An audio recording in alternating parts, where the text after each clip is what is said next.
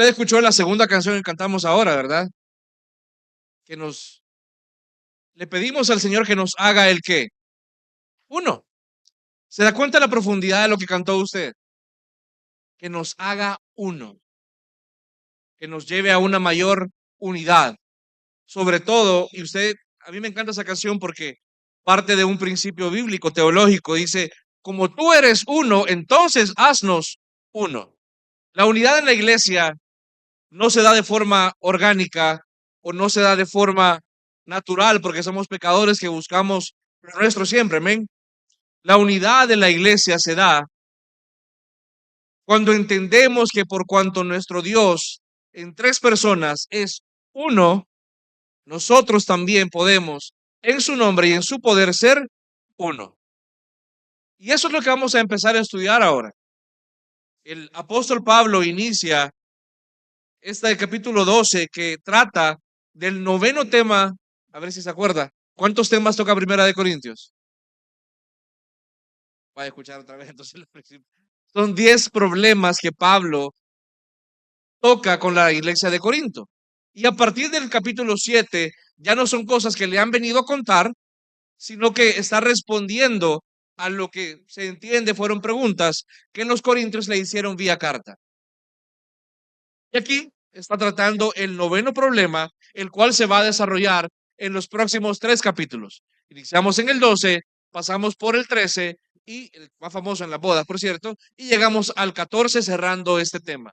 Me interesa obviamente que estemos claros que primera carta a los Corintios y primera carta a los Corintios, 13 y 14, no trata únicamente de amor aislado, sino que todo tiene que ver con la madurez en la unidad de la iglesia. Es importante entender, o por lo menos definir, qué creemos que Pablo estaba contestando aquí. Porque él cambia, si usted se fija, cada vez que iniciamos una sección nueva, a partir del capítulo 7, Pablo inicia diciendo, en lo concerniente a, en lo tocante a, ahora en relación a tal cosa, como que va empezando un tema nuevo. Entonces, posiblemente había una serie de preguntas y es bueno meditar sobre qué pregunta Pablo estaba contestando aquí.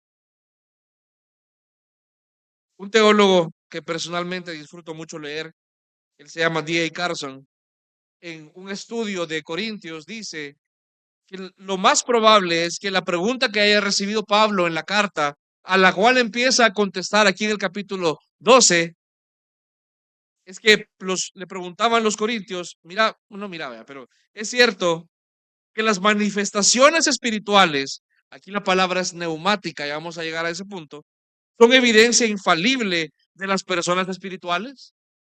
Por cómo lo desarrolla Pablo, vamos a iniciar ahora, vamos a tomarnos el tiempo, no hermanos solamente para hablar de qué son los dones o cómo funcionan, sino cuál es el espíritu detrás de todo lo que Pablo explica acá, el cual es en una esencia o en una expresión unidad.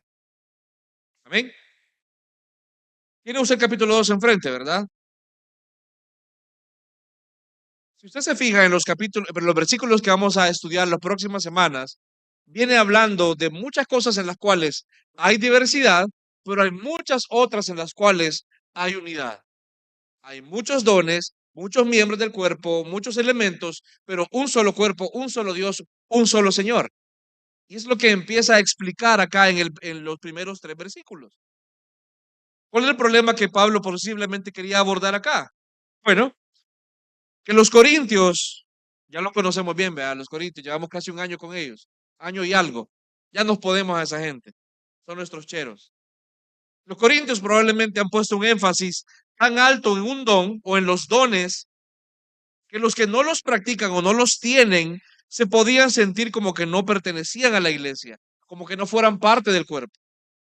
Es decir, había cierta cantidad de personas que posiblemente se abocaban más a dones, que vamos a definir en un momento, más de orden carismático, que podían hacer sentir a los que no los practicaban o no los habían recibido, que no eran parte del cuerpo, que eran como cristianos de segunda categoría. Y Pablo está respondiendo a eso. Los corintios, como usted ya se imagina, ya sabemos, ellos tomaban orgullo en los dones que tenían y buscaban más que todo el de lenguas. porque era lo más espectacular. Con lenguas, y aquí no voy a tocar ese tema todavía porque lo vamos a hablar, de hecho, más en profundidad en el capítulo 14, en un par de meses, pero desde ya le quiero mencionar que la mayoría de personas, la mayoría de estudiosos coinciden que en el don de lenguas no se refiere únicamente o no se refiere a un dialecto que no fuera comprensible, sino la práctica de hablar en idiomas reales que existían, pero que la persona no había estudiado.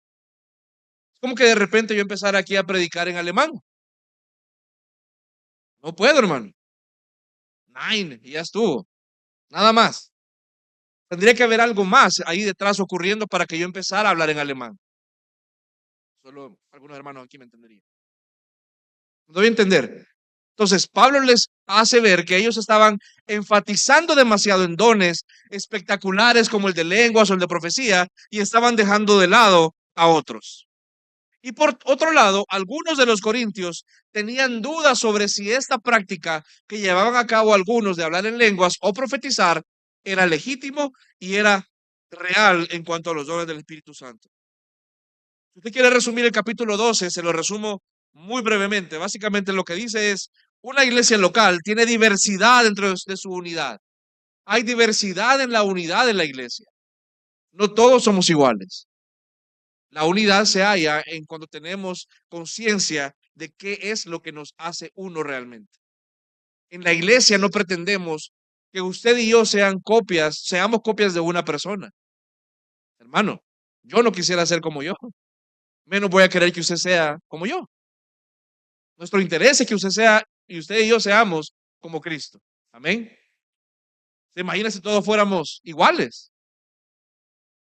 Si el molde fuera una persona tranquilita y despacita, o si por el contrario fuera alguien sumamente ajolotado. Perdóneme el salvadoreñismo ahí, ¿verdad? Hay una diversidad en la iglesia, pero se enriquece al practicar la unidad de esa multiplicidad de personalidades y de dones sobre todo. Una vez más, entonces, vemos a los corintios tomando bandos. A esta gente le encantaba hacer bandos, le encantaba tomar lado, le encantaba yo soy aquí, yo soy allá, polarizarse, dividirse por cosas que Pablo les hace ver a través del Evangelio. Esto no es esencial. De hecho, muchos pueden pensar que primera carta a los Corintios 12 es Pablo queriendo explicar cómo mejor ejercer estas cosas. Y no, el énfasis aquí no es si es correcto o no hablar en lenguas, o si es correcto o no profetizar. El énfasis acá es por qué lo hago. ¿Lo doy a entender? Ya con esa introducción, amado hermano, metámonos entonces en el texto, por favor. Vamos a primera de Corintios 12, versículo 1. ¿Qué dice acá? En cuanto a los dones que espirituales, no quiero, hermanos, que sean ignorantes. Lo que Pablo les va a enseñar en los próximos 3 capítulos es precisamente lo que ellos necesitan saber para no ser ignorantes en este tema. Hay que tomar en cuenta, y aquí de verdad cuando Pastor Marcelo, Pastor Carlos, Jonathan, lo que tenemos el privilegio de enseñar, decimos, mire, aquí el griego tal cosa, no es por apantallar algo, hermano, sino porque es importante entender el contexto en el cual fue escrito esto. Porque una traducción puede que no refleje todo el sentido de la palabra. La palabra que se ocupa acá para dones espirituales es una sola palabra. La palabra es neumático. Pablo ocupa esta palabra que también puede significar realidades espirituales o algo que ha sido enseñado o inspirado por el Espíritu. La palabra don, de hecho, no está aquí en el versículo 1 de forma explícita. Sin embargo, los traductores toman que es la misma palabra que se ocupa, por ejemplo, en el capítulo 14, versículo 1. Entonces, en contexto han traducido que se refiere a dones espirituales. Ahora, esta palabra neumático, que es la misma que usted puede escuchar cuando habla de llantas, un neumático, es precisamente porque se llena de aire. No es que la llanta tenga un espíritu, no, que esté poseída por ahí. Se refiere, hermano, a que hay un contenido de aire. Entonces, la palabra neuma es espíritu, un soplo en griego. Es un concepto que debemos profundizar, pero Créame lo que le digo acá. Es la misma palabra, pero acá se refiere a, puede referirse a dos cosas, a hombres espirituales o a dones espirituales. Sin embargo, como le menciono, por el significado del 14.1, tomamos que es el segundo. Ahora, quiero que usted vea algo y voy adelantándome un poquito a lo que vamos a entrar en este capítulo.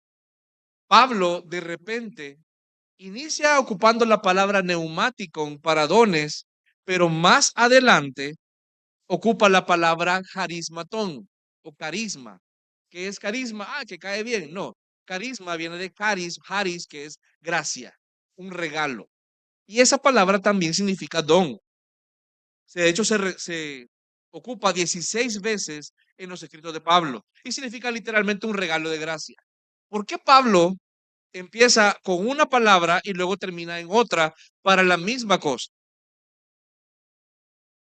Hay que entender que en el contexto de Corinto, algunos priorizaban los dones carismáticos por encima de los de enseñanza y servicio.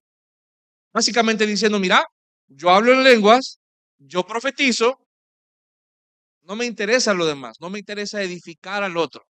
A mí me interesa hablar en lenguas, a mí me interesa profetizar, no me interesa lo demás.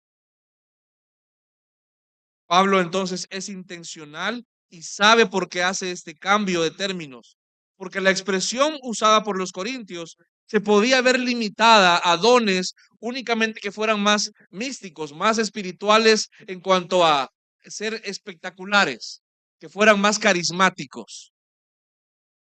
Mientras que la palabra ocupada por Pablo más adelante, que es carismatón, se refería a dones que incluían la generosidad, por ejemplo, o el fortalecer a los demás, dones más de servicio. ¿Por qué hace esto Pablo? Porque él quiere reconducir su exposición a hacerles ver que todo viene de la gracia de Dios. Y aquí yo me adelanto al tema central de este mensaje. Lo verdaderamente espiritual, amado hermano, debe verse como un regalo de Dios por gracia a toda la iglesia. No únicamente a unos pocos y no únicamente por un beneficio de unos pocos. La intención de Pablo con este intercambio es quitar el énfasis de lo que implica o podría implicar, por ejemplo, un éxtasis, una experiencia espiritual, que fuera algo más personal, sino que lo pone en una categoría, es decir, los dones no son únicamente aquello que me lleva a un éxtasis espiritual, no son aquello que me llevan a desdoblarme o a perder el conocimiento o a caer en algún tipo de experiencia sobrenatural, no, los dones debemos verlo como algo más general, es un regalo de gracia que resulta en servicio y en edificación a los demás. Eso es el significado verdadero de dones, o debe ser el entendimiento que debemos tener de los dones.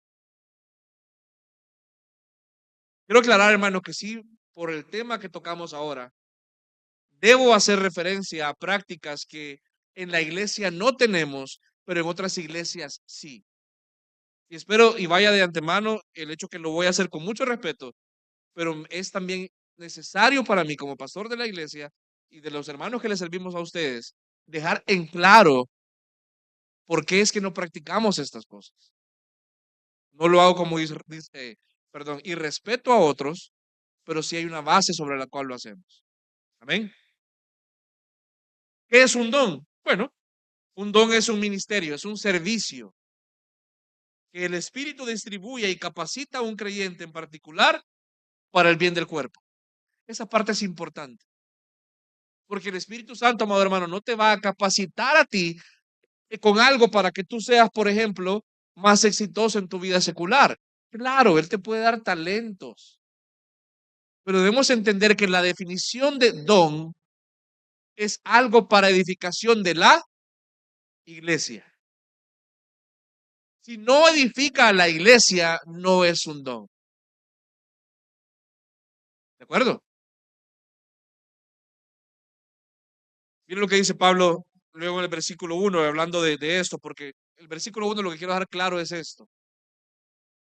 Lo, lo que Pablo define como dones espirituales no es solamente lo espectacular o lo místico, sino que dones, Él quiere que entiendan que es aquello que nos lleva a un servicio en unidad a los demás.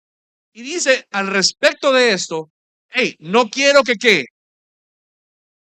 que sean qué, ignorantes. La palabra acá es agneon, que significa, bueno, viene la misma palabra de agnóstico, alguien que se rehúsa a conocer, y significa literalmente ignorancia. Y aclaro, no es en un sentido peyorativo.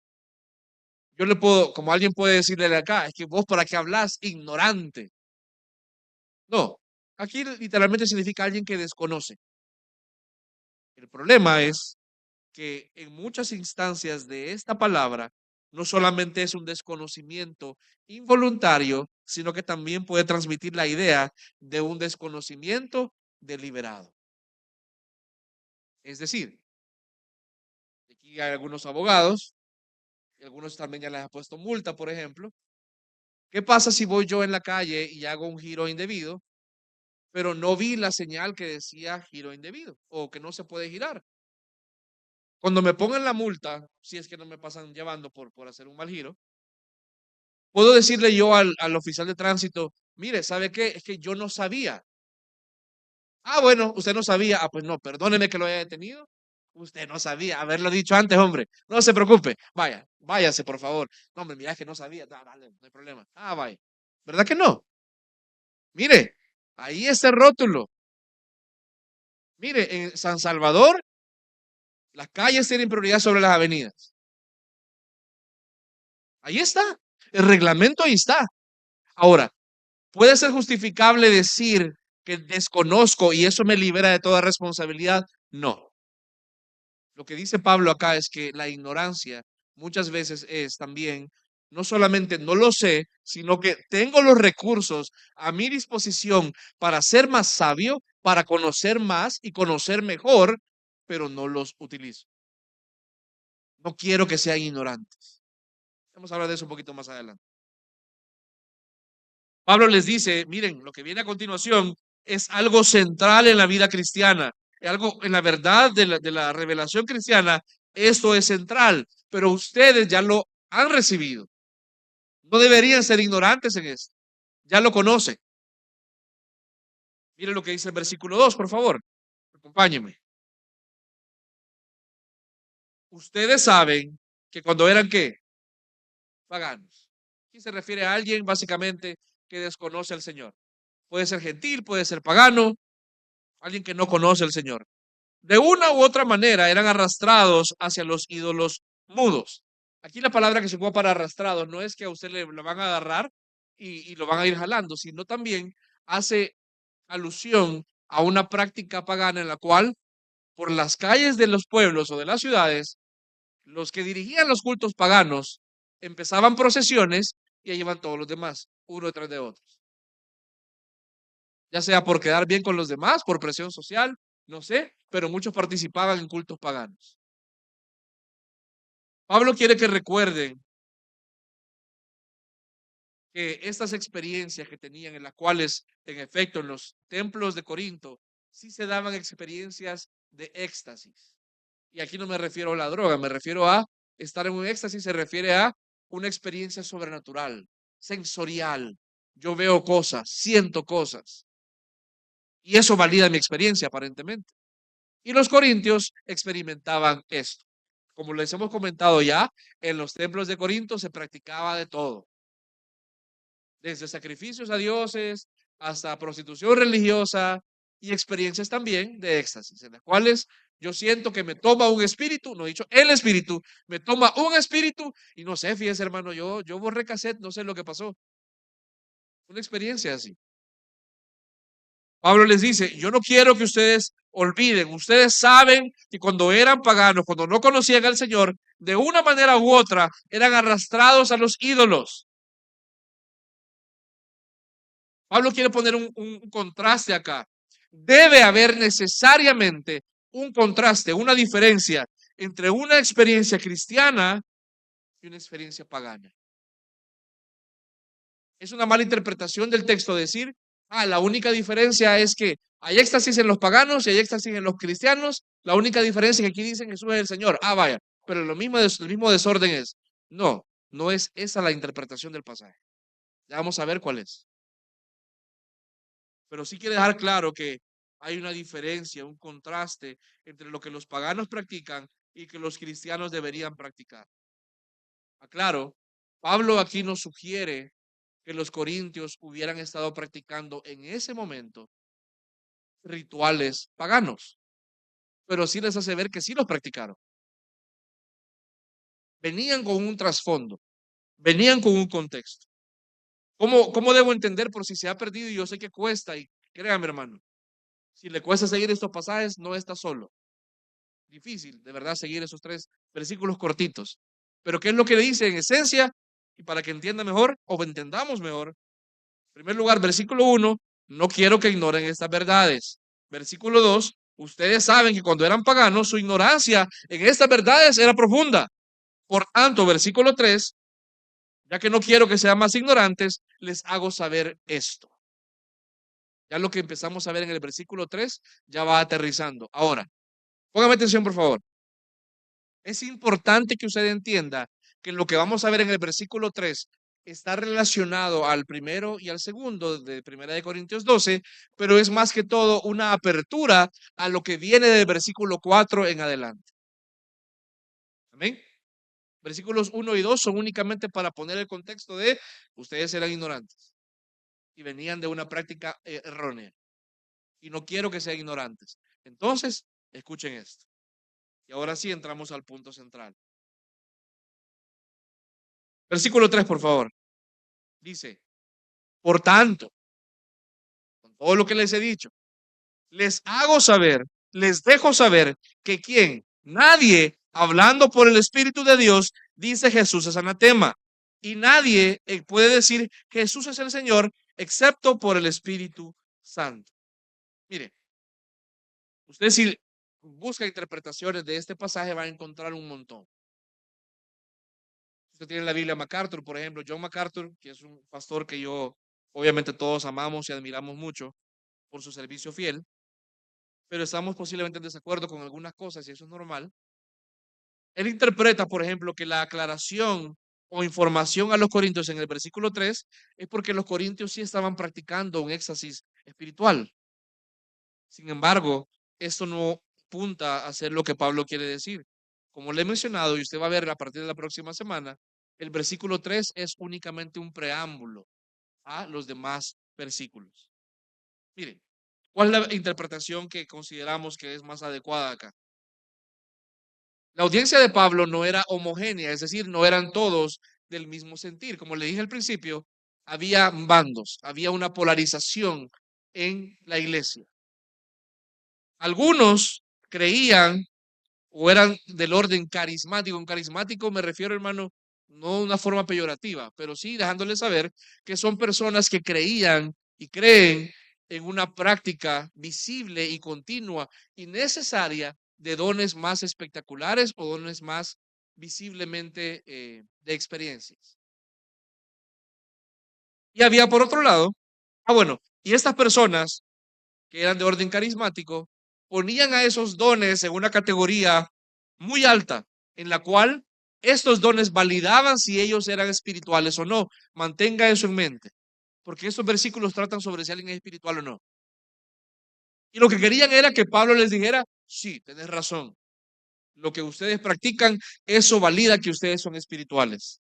Por otro lado, había personas no carismáticas que eran escépticos es otra cosa, que eran escépticos respecto a lo que decían los carismáticos. Y buscaban que Pablo corrigiera estos. Mira, Pablo, estos andan hablando en lenguas, andan profetizando, corregirlos, enseñarles que no es así.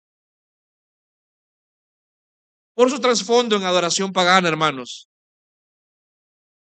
y los servicios que practicaban esas personas, estos últimos pueden haber tenido dudas o preocupaciones serias sobre cómo operaba el Espíritu Santo.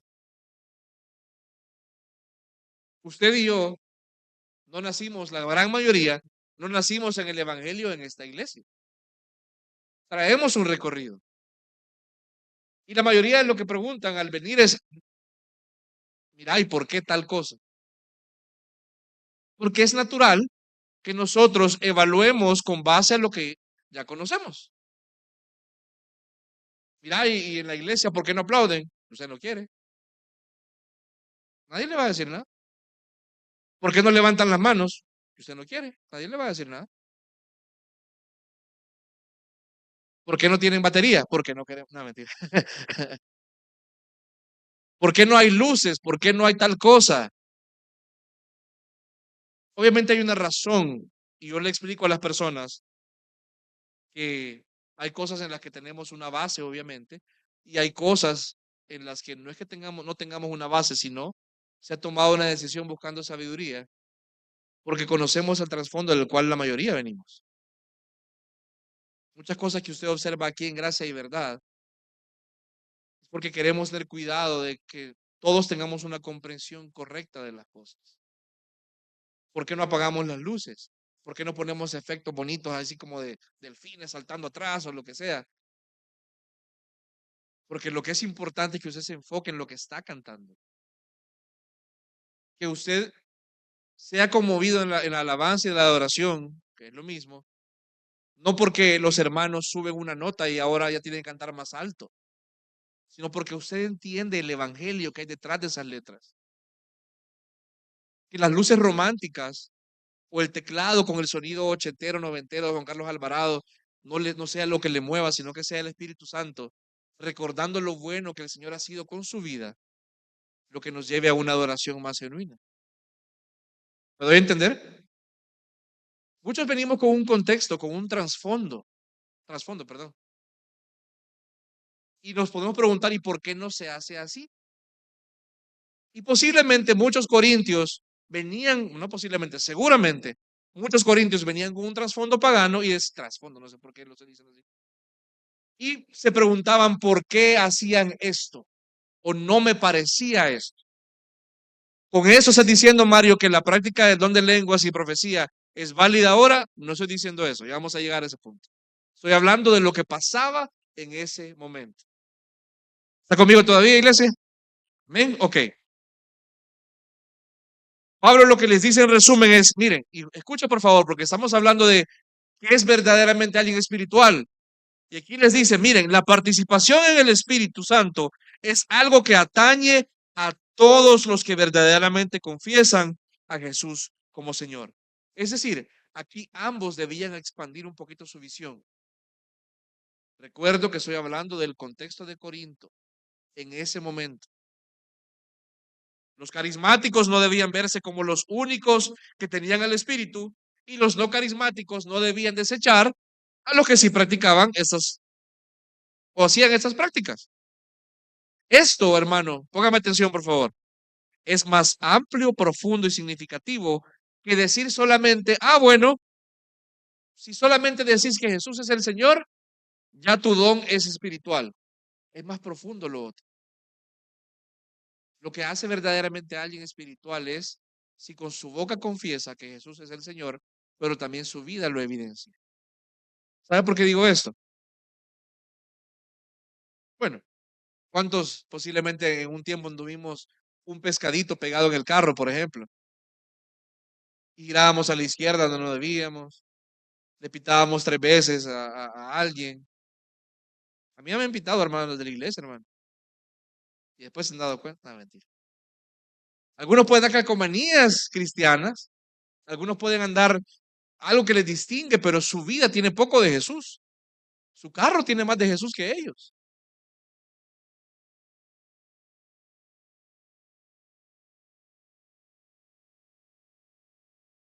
En el medio cristiano vemos muchas cosas que tienen a Jesús como nombre, pero no hay un contenido del evangelio. Hay canciones que son pasadas por cristianas, pero sumamente centradas en el hombre. Hay libros que son pseudo cristianos, pero realmente Jesús solamente es como un sello que le ponen para, bueno, es cristiano, pero es autoayuda, es psicología, que no quiero decir, hermano, que hay algunas cosas en las cuales puede beneficiarnos. A lo que me refiero es, el problema más grande que tú tienes no es tu problema emocional, es tu problema espiritual, es tu condición delante del Señor. Y el Señor empieza a obrar en tu vida, incluso en tu área mental, cuando vienes al conocimiento de Él, pero no antes. Amén. Entonces, ¿cómo entendemos el versículo 3? Mire, lo leemos de nuevo. Les hago saber que nadie hablando por el Espíritu de Dios dice Jesús es anatema. Y nadie puede decir Jesús es el Señor excepto por el Espíritu Santo. ¿Qué les dice acá? Bueno, en primer lugar les dice a los no carismáticos, pongan atención, que nadie que hable por el Espíritu Santo va a maldecir a Jesús. Porque cuando dice Jesús es anatema, lo que significa ahí es Jesús es maldito. Él ha sido maldecido. Hay un pasaje, obviamente, en Deuteronomio, cuando dice que todo aquel que cuelgas es porque es maldito del Señor. Les dice entonces, miren, ustedes no son carismáticos, está bien, pero les garantizo, si el Espíritu Santo está ahí, no se preocupen si profieren maldiciones o no, aunque no entiendan. Les puedo asegurar que si es el Espíritu Santo obrando ahí, lo que están hablando no maldice a Jesús. Ahora, ¿qué son estas lenguas? Ya lo vamos a ver en los próximos capítulos. Si es el Espíritu Santo, y tal vez como una mini aplicación acá, si el que obra en tu vida verdaderamente es el Espíritu Santo, nunca va a llevar a que Jesús sea maldito por ti o por otros. Siempre va a exaltar el que Él es Señor. Por otro lado, les dice también a los carismáticos que nadie puede confesar que Jesús es el Señor sino por el Espíritu Santo. Miren, ustedes piensan que el Espíritu Santo solamente lo tienen ustedes por estas manifestaciones. No, si ellos pueden confesar y viven para Jesús como su Señor, no es por su voluntad, es por el Espíritu Santo. Así que ellos también tienen al Espíritu Santo que ustedes afirman que solo ustedes tienen por las manifestaciones que hay en ustedes. ¿Me doy a entender? No carismáticos, no juzguen a los que no lo practican. Carismáticos, miren, les aseguro que si es el Espíritu Santo obrando, Jesús está siendo exaltado. Ahora, ¿por qué Pablo ocupa esta palabra, llamar anatema o maldito a Jesús? ¿Será que alguien en Corinto estaba hablando en lenguas y de repente se le salió una maldición a Jesús? No. La mayoría de intérpretes creen que aquí lo que se refiere es que Pablo estaba poniendo un ejemplo de una hipérbole para expresar la profundidad de esto. Estaba exagerando para decir, aunque llegaran a mal, o sea, no va a ser lo peor, nunca va a llegar a ser esto, si es el Espíritu Santo realmente. Lo que debemos entender acá, hermano, es que el enfoque de Pablo que vamos a llevar en en el capítulo 12 es no solamente la manifestación de los dones, sino el contenido de lo que se habla. Una regla para los dones es que lo que se dice importa más de la experiencia, si es éxtasis o no es éxtasis. Si usted ve personas en televisión o en videos,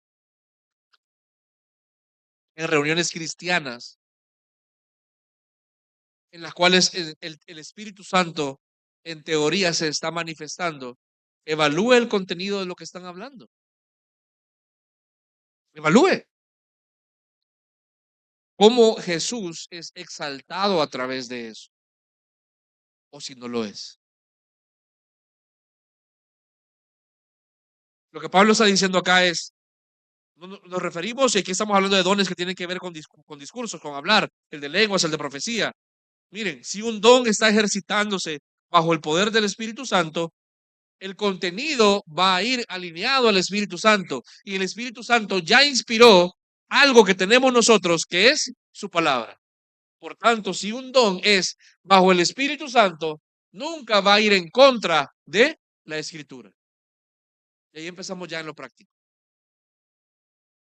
¿Cuál debe ser nuestra postura ante esto? Y partamos desde históricamente lo que ocurría en el siglo I. ¿Qué les decía Pablo a ellos? Fíjense en el contenido.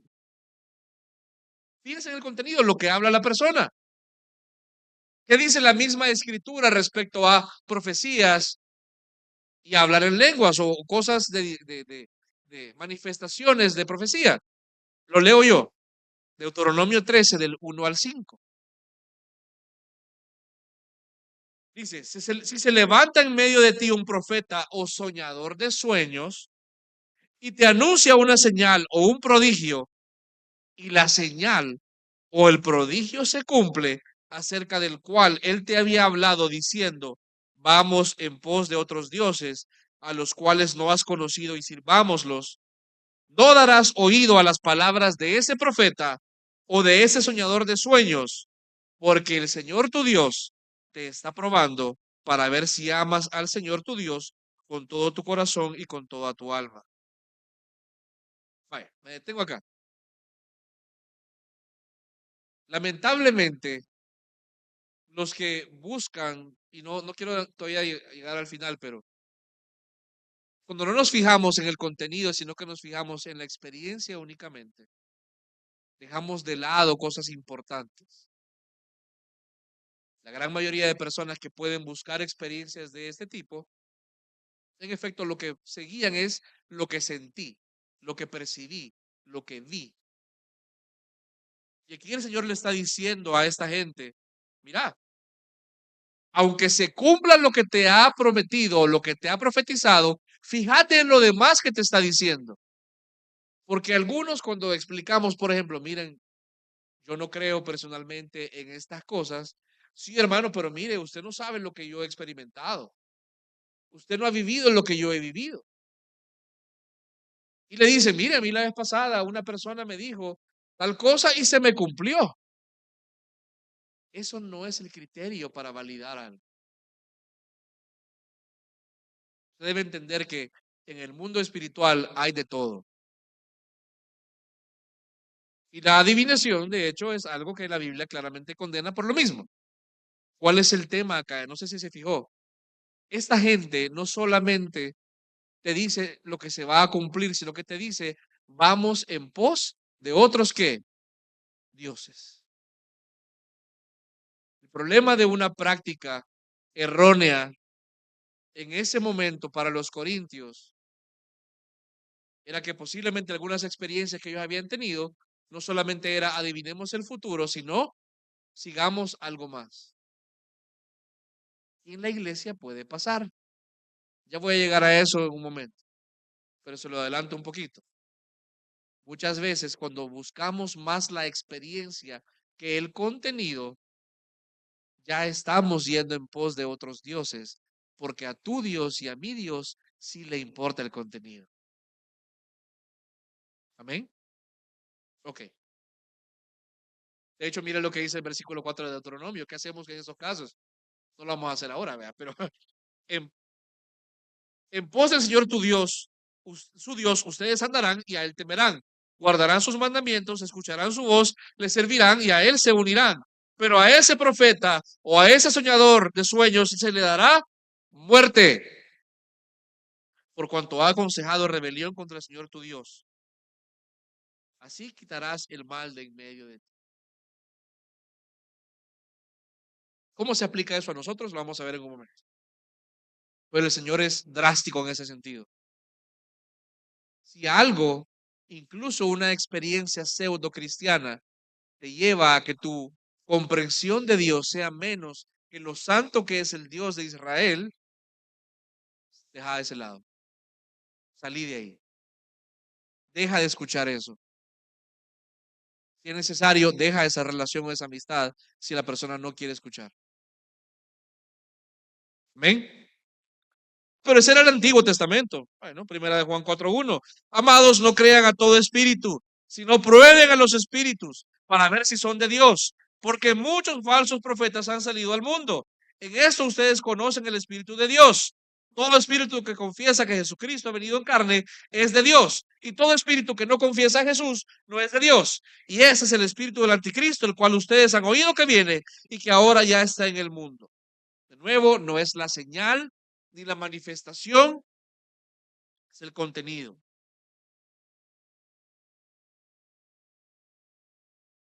¿Cómo podemos evaluar o qué debemos ver a la hora de analizar estas manifestaciones? Se debe ver si es congruente con la escritura.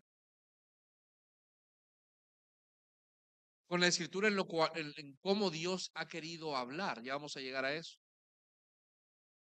De hecho, cuando vienen a nosotros con revelaciones, El uso de la palabra, de hecho, ahí está equivocado. ¿Qué debemos hacer? ¿Qué le decía Pablo aquí a los corintios? Porque recordemos que aquí estábamos en otro tiempo, se daban algunas cosas que ahora ya no se dan. Pero ellos tenían miedo porque venían de un trasfondo, en el cual había una práctica errada de estas cosas. ¿Sabe cuál es el argumento de Pablo? El argumento de Pablo es, miren, aquí ustedes no se quieran quedar exclusivamente con si ustedes tienen el Espíritu porque lo hacen y ustedes no lo tienen porque no lo hacen.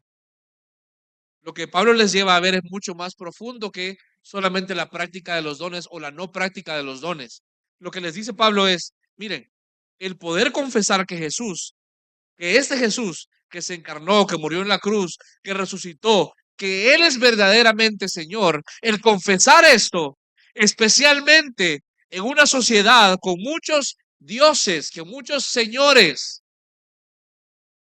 el reconocer que Él y únicamente Él es Señor y que únicamente esta es su palabra, eso es lo que sí testifica la verdadera obra del Espíritu Santo. ¿Está conmigo, iglesia? No son los dones. ¿Son importantes los dones? Sí, pero están sometidos al señorío de Cristo.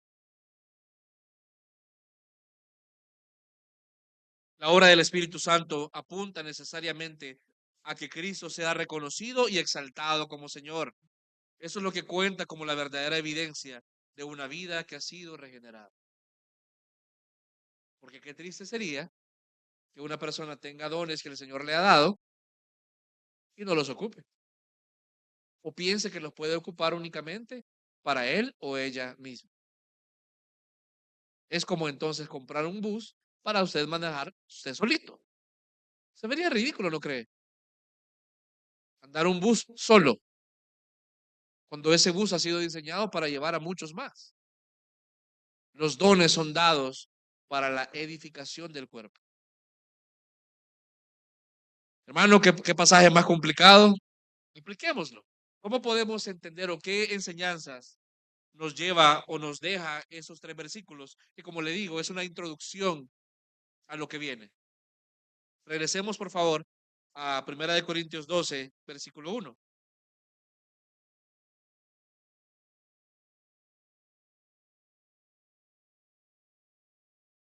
En cuanto a los dones, y en general, Pablo les dice, no quiero que ustedes sean ignorantes, lo hablamos, ¿verdad?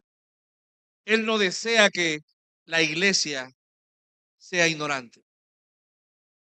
¿Cuál es la primera cosa que usted debe aprender de estos pasajes, hermano? Debe usted ser recordado que su Dios no espera, ni desea, ni mucho menos aprueba que usted sea ignorante. Y como vimos al principio, esta ignorancia muchas veces puede ser deliberada por negligencia, el tener los recursos a la mano y no ocuparlos. Lo que presenta él obviamente es una explicación que es eliminar la ignorancia o garantizar al menos que si ellos permanecían en el error, ya no era por falta de conocimiento, sino porque ellos querían, por obstinación. El cristiano, póngame atención por favor, el cristiano debe entender sí o sí que la ignorancia en temas espirituales es algo que desagrada a Dios. Porque Él quiere que su pueblo sea sabio. Él ha dado un libro para que su pueblo sea sabio. Ha dedicado un libro, por lo menos de enteramente a la sabiduría. ¿Y la sabiduría cómo inicia? Por conocerle y temerle a Él. Hay una relación muy estrecha entre conocer y el poder también practicar la sabiduría. Yo no puedo ser sabio si no conozco a aquel que es la sabiduría encarnada. El Dios que creó los cielos y la tierra, amado hermano, se ha dado a conocer a través de su Hijo, evidenciando su deseo de que entremos en una relación con Él que necesariamente parte del conocimiento. Es decir, Dios quiere que una relación que usted tenga con Él sea de conocimiento. Juan 17:3, ¿qué dice? Y esta es la vida, ¿de qué? Eterna. ¿Qué qué, hermano? Que te conozcan a ti, el único Dios verdadero, y a Jesucristo, a quien tú enviaste. Hay una relación estrecha entre vida y conocimiento, entre vida y sabiduría. Dios se ha querido dar a conocer. Dios quiere que tú le conozcas. Dios quiere que tú seas sabio, no solo sobre la base de cuánto estudiaste en la universidad, que es bueno en todo contexto, cuántos libros de filosofía leíste. No, Él quiere que tu sabiduría venga principalmente a través de una relación estrecha de conocimiento de Él. Y claro, esa relación se puede dar también complementada por aprender de otros, leer libros, leer obviamente la Biblia, pero lo primero es conocerle a Él. El tema es cómo le conocemos a Él y entra todo lo demás. ¿Qué dice Juan 1:18? Acompáñenme, por favor.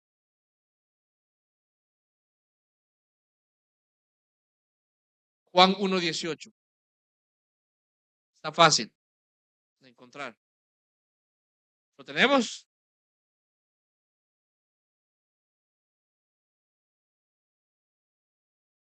Bueno, leamos desde el 17, vaya.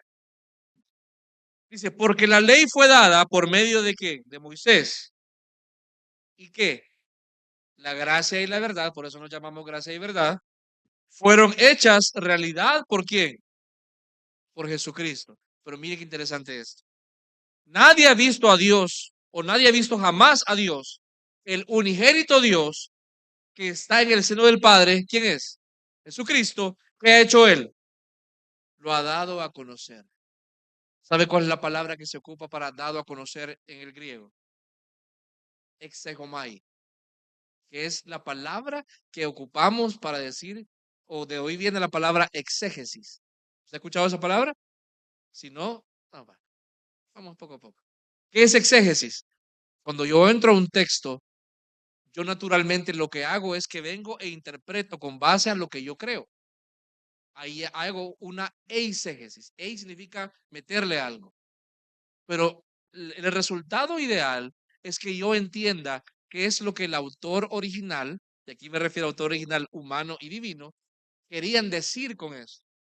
A eso se refiere o se llama exégesis, una interpretación. ¿Lo doy a entender? La interpretación es una exégesis. Entonces, ¿qué es lo que dice acá? Si yo cuando vengo a un texto y hago una exégesis, es porque lo estoy entendiendo o interpretando.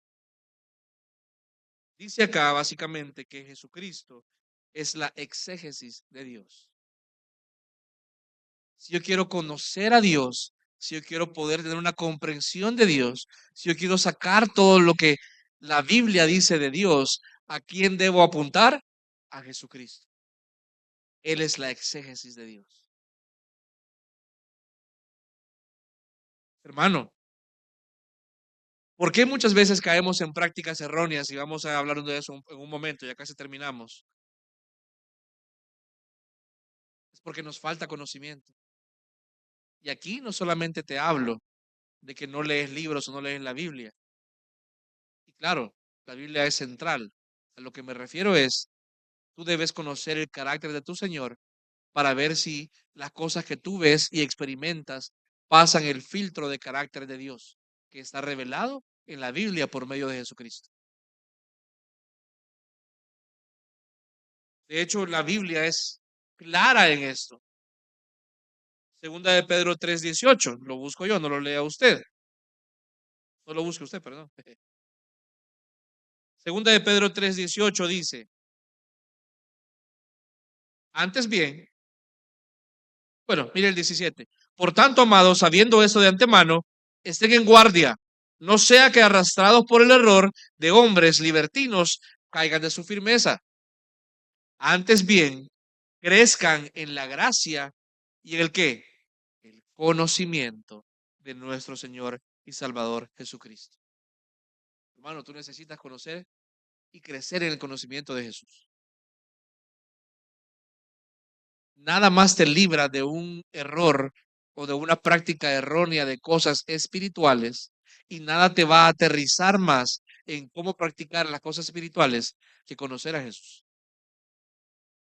Porque cuando conoces a Jesús, su carácter, su intencionalidad, su santidad, va a haber cosas o prácticas o experiencias que necesariamente te van a resultar al menos extrañas. De forma práctica, amado hermano, usted debe buscar informarse y tener una comprensión correcta de los temas y las doctrinas centrales para la vida cristiana. Esto tú lo debes buscar de forma intencional y activa. Hay temas centrales que tú debes informarte y no solamente, y como hablamos hace un momento, no solo quedarte con lo que has manejado por años, sino si tú sabes que vienes con un trasfondo distinto o un trasfondo en el cual posiblemente no eras enseñado en profundidad, lo más humilde que puedes hacer es ir a ver y decir, hey, ¿será que esto es bíblico? ¿Qué dice la Biblia acerca de esto? Y no me refiero acá, hermano, y aquí tal vez no quiero agregar una mamushka más, una muñequita más, pero no solamente me refiero a buscar un versículo que responda directamente tu posición. No, eso es un error. Eso es biblicismo, caer en decir solamente con ese versículo ya me voy, sino que estudiar la escritura para ver lo que la Biblia dice, lo que la teología de la Biblia dice acerca de ese tema. ¿Qué dice la Biblia acerca de cosas tan importantes como las relaciones en la iglesia? ¿Qué dice la Biblia acerca de cómo hablar la verdad en amor? ¿Cómo servir a los demás?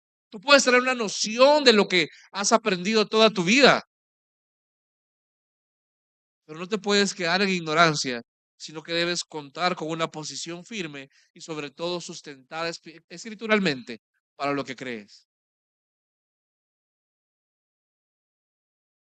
¿Qué tanto te importa conocer?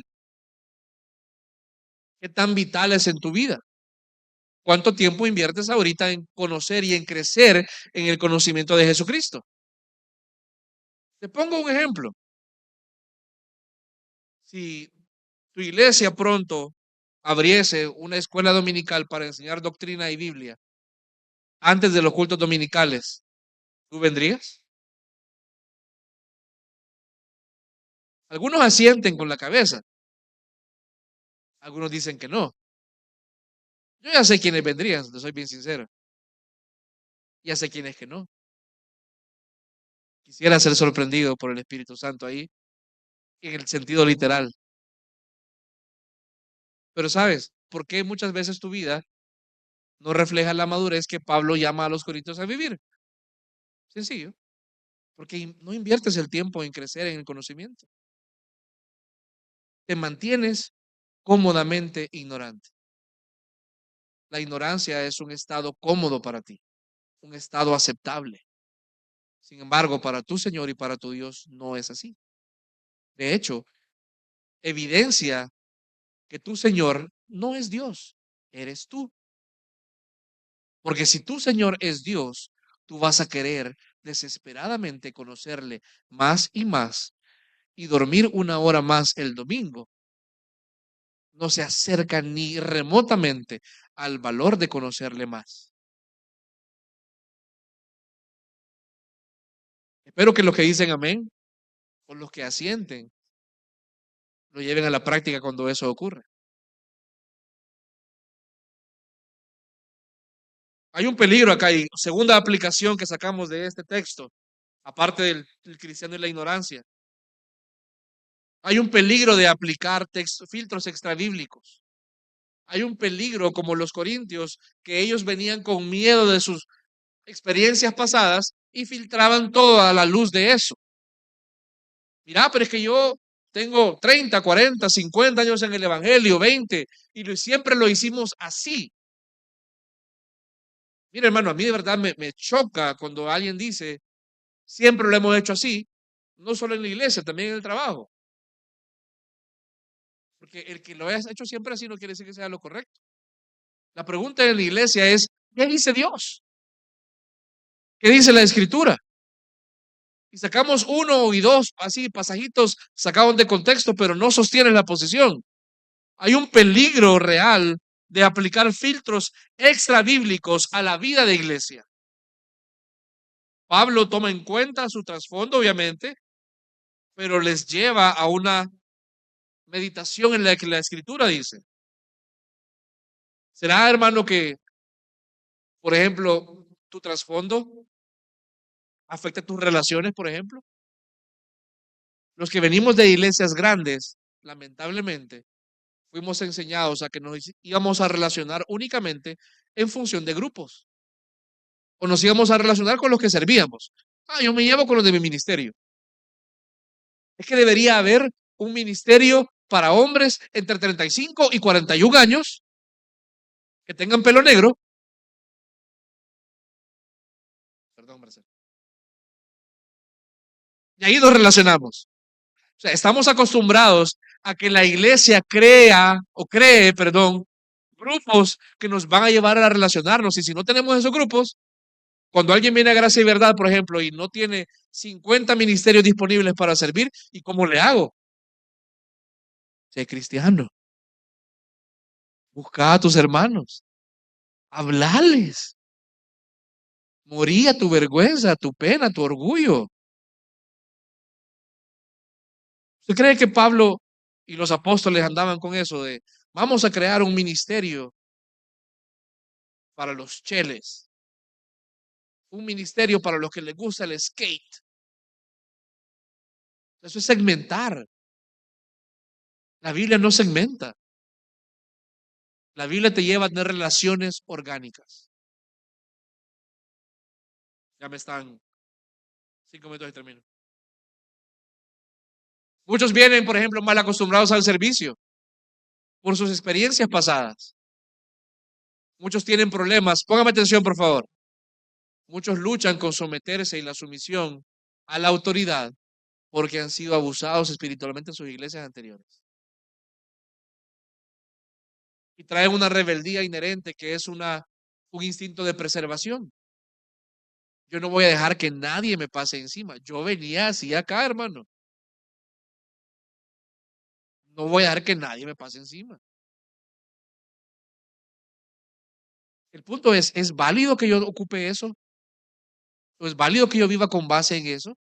¿O será que necesito renovar mi mente para entender, hey, no es todo así? Debo poder evaluar a la luz de la Escritura.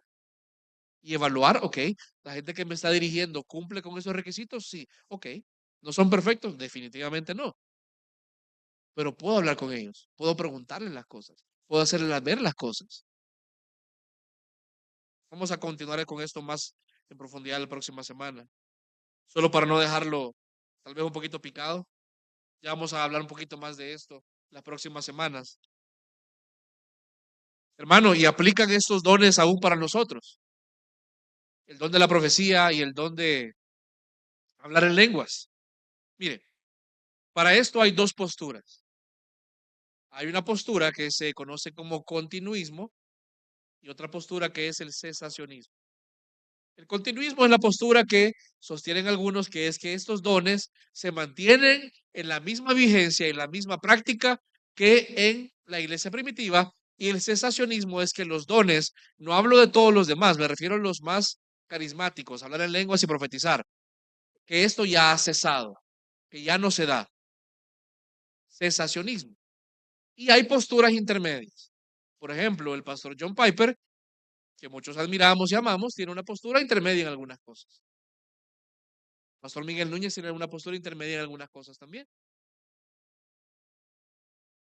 En Gracia y Verdad tenemos una postura cesacionista en esencia. Es decir, no creemos que estos dones se mantengan con la misma vigencia que en la iglesia primitiva. No negamos, hermanos, que Dios no pueda aún hacer milagros y obrar poderosamente en su pueblo, pero entendemos, y vamos a hablarlo más en detalle en las próximas semanas, que la presencia del canon completo de la Escritura marca un antes y después en cómo Dios ha decidido hablar.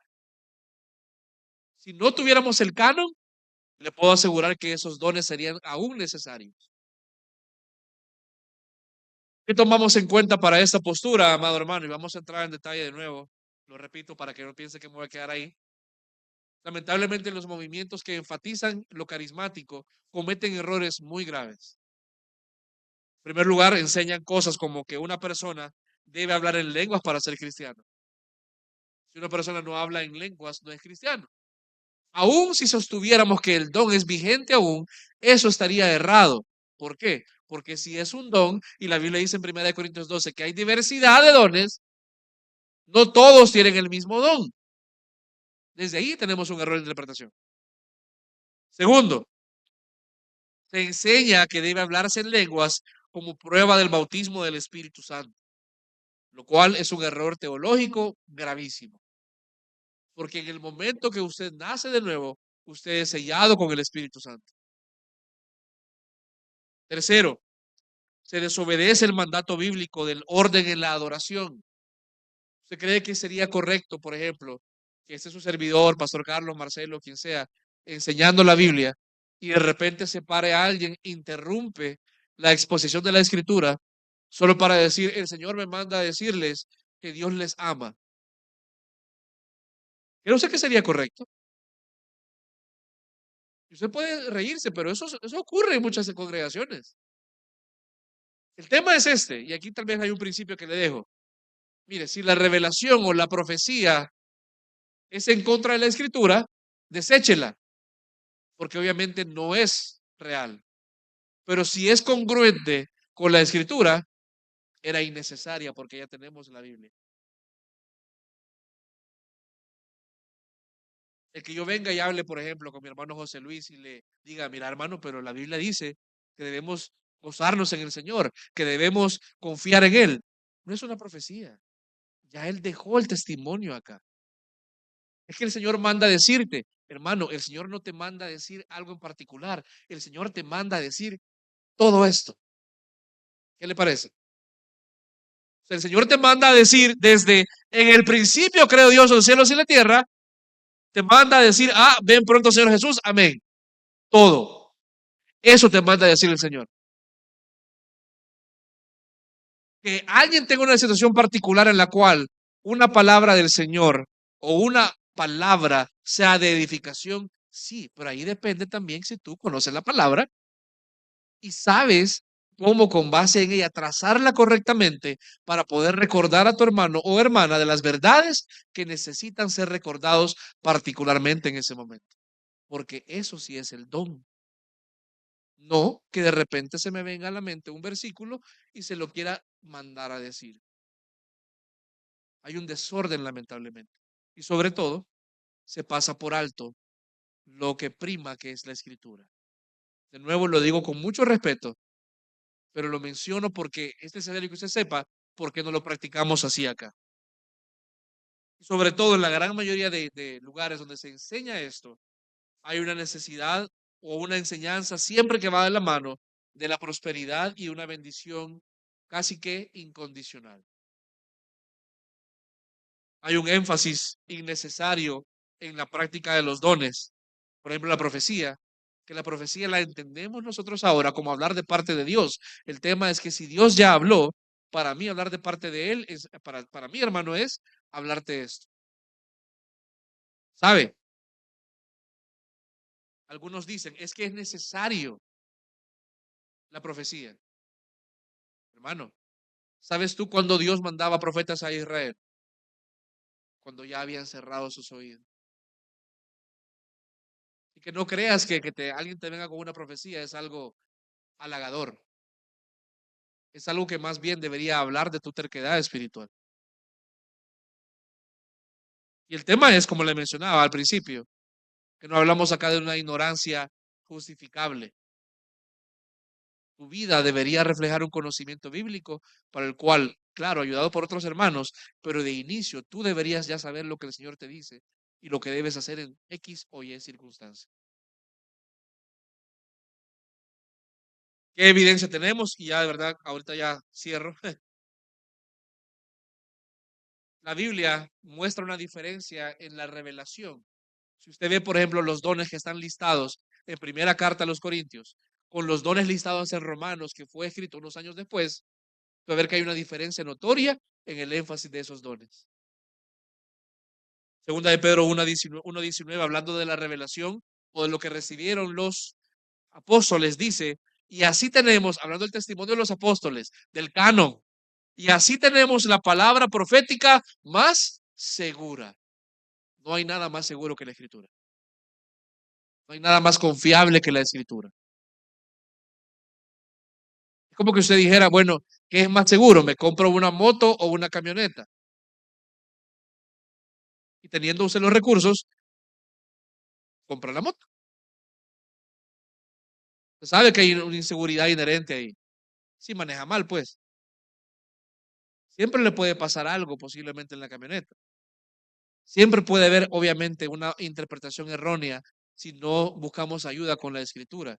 Pero le puedo asegurar que es mucho más confiable y perfectamente confiable en su contenido que un don ejercitado bajo las condiciones equivocadas. Amén, iglesia. Cierro entonces con lo último que decía el pasaje, versículo 3.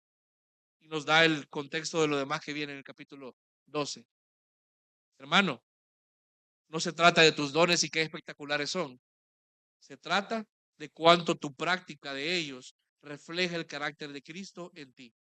Y si eso evidencia que Él es tu Señor y no tú eres tú mismo Señor. La iglesia existe para mostrar al mundo que Cristo es Señor. Y eso implica también cómo nos servimos mutuamente. Y eso vamos a hablar las próximas semanas. Amén. Vamos a orar. Dios te bendiga. Realmente es un privilegio para nosotros que puedas escuchar el mensaje de la palabra de Dios. Esperamos que Dios obra en tu vida grandemente a partir de lo que puedas escuchar y aprender a través de este sermón. Sin embargo, creemos que solo este sermón es insuficiente y no debería de suplantar por ningún motivo tu asistencia a una iglesia local. La iglesia local es el medio por el cual Dios obra en la vida de su pueblo. Te motivamos a que busques una iglesia sana donde congregarte o puedas contactarte con nosotros en nuestras redes sociales para que nos puedas visitar. Será un gusto poder servirte y que podamos juntos adorar a Dios en comunión con sus redimidos mientras aprendemos de su palabra. Que el Señor te bendiga.